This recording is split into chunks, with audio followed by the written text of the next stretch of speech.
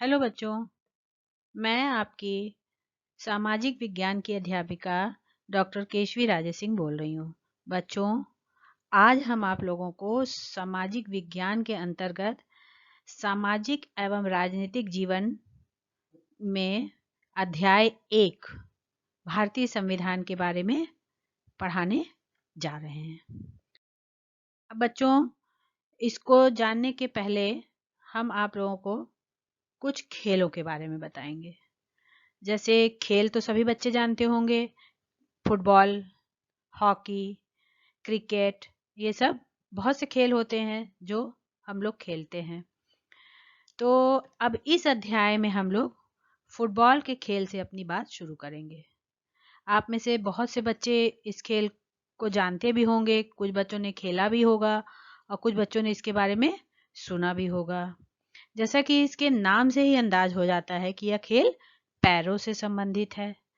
Football का बच्चों एक नियम ये होता है कि गोल कीपर के अलावा कोई भी खिलाड़ी गेंद को बाह से नहीं छू सकता।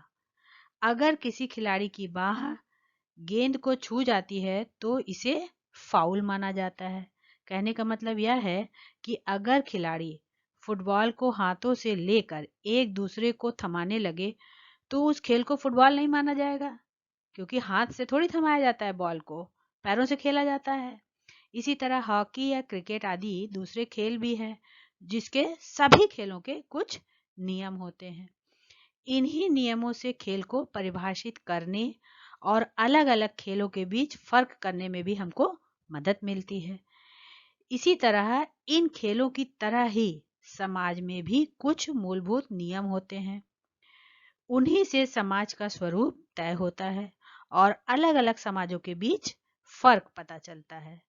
बड़े समाजों में कई अलग अलग समुदाय एक साथ रहते हैं। वहां नियमों को आम सहमति के जरिए तय किया जाता है। आधुनिक देशों में यह सहमति आमतौर पर लिखित रूप से पाई जाती है, क्योंकि बच्चों बहुत सी चीजें अगर मुंह से ओरल कह लो तो लोग कह सकते हैं कि हमने नहीं सुना, हमने नहीं जाना। इसीलिए कुछ बातें लिखित रूप से रहती हैं तो वो ज्यादा अच्छी होती हैं। तो जिस दस्तावेज में हमें ऐसे नियम मिलते हैं उसे संविधान कहा जाता है। और जैसे कि आप देखिए, इस अध्याय में भी हम संविधान के बारे में चर्चा करेंगे। और उसके पहले हम बच्चों आप लोगों को ये बताएंगे कि किसी भी देश को संविधान की जरूरत क्यों पड़ती है। पहले हम इस प्रश्न के बारे में अध्ययन करेंगे, उसके बाद भारतीय संविधान की प्रमुख विशेषताओं के बारे में अध्ययन करेंगे। बच्चों, अब आप देखिए, आज दुनिया के ज्यादातर देशों के पास संविधान है। संविधान कई उद्देश्यों की पूर्ति करता है। यह एक लिखित दस्तावेज होता है, जिस नियमों का यह संग्रह होता है, जिसमें सभी बातें पूर्ण रूप से सारे नियम कानून लिखे होते हैं। तो अब यह है कि हमको संविधान की जरूरत क्यों पड़ती है। अब देखिए, यह दस्तावेज उन आदर्शों को सूत्रबद्ध करता है जिनके आधार पर नागरिक अपने देश को अपनी इच्छा और सपनों के अनुसार रच सकते हैं। यानी संविधान ही बताता है कि हमारे समाज का मूलभूत स्वरूप क्या हो। देश के भीतर आमतौर पर कई समुदाय रहते हैं, जानते ही हैं, कोई भाई कई धर्म समुदाय के लोग रहते हैं हर देश में, और उनके बीच कई बातें समान होती हैं, लेकिन यह जरूरी नहीं है कि वो सारे मुद्दों पर सहमत हो। तो बच्चों, संविधान नियमों का ऐसा समूह होता है जिसको एक देश के सभी लोग अपने देश को चलाने की पद्धति के रूप में अपना सकते हैं। इसके जरिए वे न केवल यह तय करते हैं कि सरकार किस तरह की होगी, बल्कि उन आदर्शों पर भी एक साझी समझ विकसित करते हैं जिनकी हमेशा पूरे देश में रक्षा की जानी चाहिए। बच्चों, अब ये दूसरा कारण हमारा यह है कि संविधान का मुख्य उद्देश्य होता है कि देश की राजनीतिक व्यवस्था को तय करना। जिन देशों में लोकतांत्रिक शासन पद्धति है, वहां निर्णय प्रक्रिया के नियम तय करने में संविधान बहुत अहम भूमिका अदा करता है।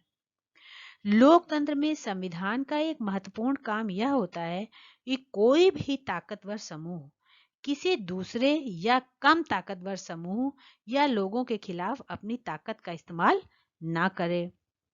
लोकतांत्रिक समाजों में प्रायः संविधान ही ऐसे नियम तय करता है जिनके द्वारा राजनेताओं के हाथों सत्ता के दुरुपयोग को रोका जा सके।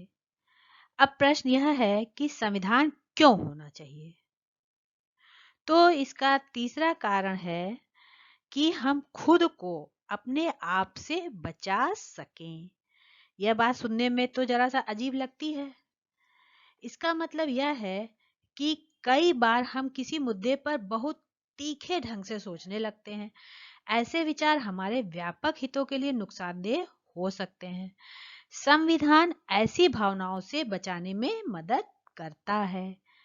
यह ऐसे प्रावधानों को आसानी से पलटने नहीं देता जिनके जरिए नागरिकों को अधिकारों का आश्वासन मिलता है और उनकी स्वतंत्रता की रक्षा होती है। अब आइए भारतीय संविधान के कुछ मुख्य आयामों का अध्ययन करें और इस बात को समझें कि यह कुछ खास आदर्शों और नियमों का रूप किस तरह ग्रहण करता है। बच्चों, स्वतंत्रता संघर्ष की कहानी सब लोग को पता है। स्वतंत्रता संघर्ष के दौरान राष्ट्रवादियों ने इस बात पर काफी विचार किया था कि स्वतंत्र भारत किस तरह का होना चाहिए। ब्रिटिश शासन के अंतर्गत अत्याचारी शासन ने भारतीयों के सामने इतना जरूर स्पष्ट कर दिया था कि स्वतंत्र भारत को एक लोकतांत्रिक देश होना चाहिए। उसमें प्रत्येक नागरिक को समान माना जाएगा और सभी को सरकार में हिस्सेदारी का अधिकार होगा। भारत में लोकतांत्रिक सरकार का गठन कैसे किया जाए और उसके कामकाज के नियम क्या हों, यह काम किसी एक आदमी के वश का नहीं था। बच्चों, इसमें लगभग 300 लोगों ने योगदान दिया जो 1946 में गठित की गई संविधान सभा के सदस्य कहलाए और भावी संविधान के लिए अगले 3 साल तक संविधान सभा की बैठकें होती रही। भावी संविधान के एक एक प्रावधान पर जमकर चर्चा हुई। संविधान सभा के सदस्यों के सामने एक बहुत बड़ी जिम्मेदारी थी। उन्होंने अपने इस दायित्व को बहुत ही अच्छे से निभाया। उन्होंने जो दस्तावेज तैयार किया उसमें सामाजिक आर्थिक मुद्दों के जरिए गरीबी उन्मूलन और जनप्रतिनिधियों के चयन में जनता की महत्वपूर्ण भूमिका पर काफी जोर दिया गया। उन्होंने स्वतंत्र भारत को एक शक्तिशाली लोकतांत्रिक समाज बनाने में महत्वपूर्ण योगदान दिया।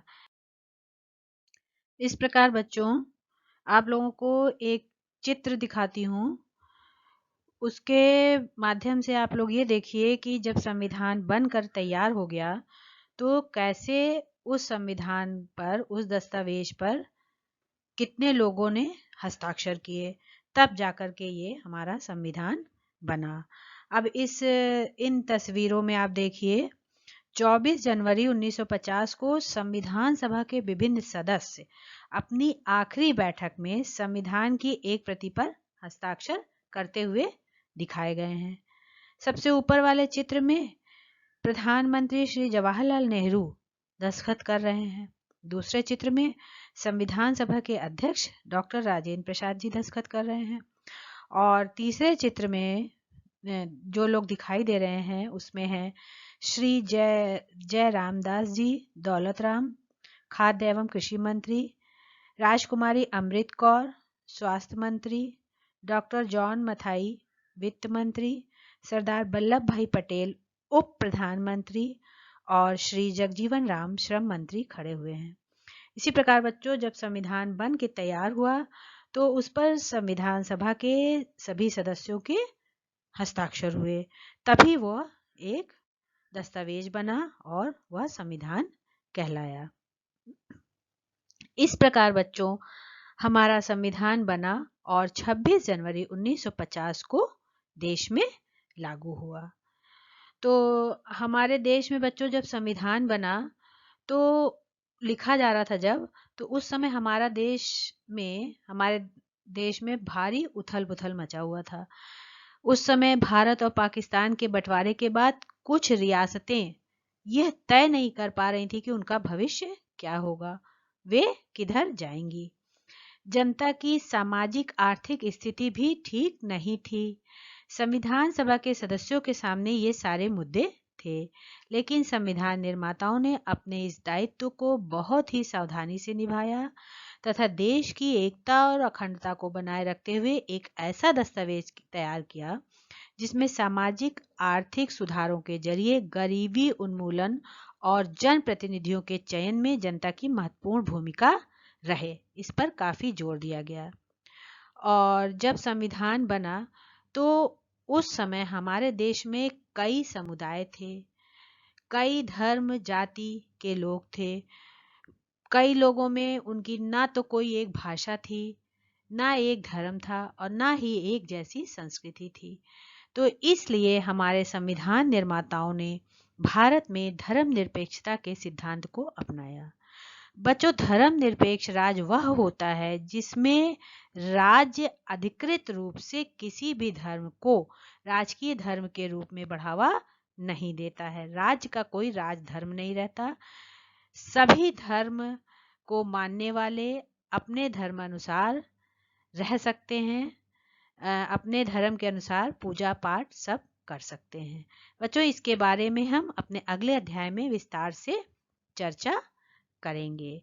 इस प्रकार आज आप लोगों ने जाना कि हमारा संविधान कैसे बनकर तैयार हुआ और संविधान को बनाने के लिए क्यों और क्या-क्या कार्य हुए, तब जाकर के हमारा संविधान बना और 26 जनवरी 1950 को हमारे देश में लागू हुआ।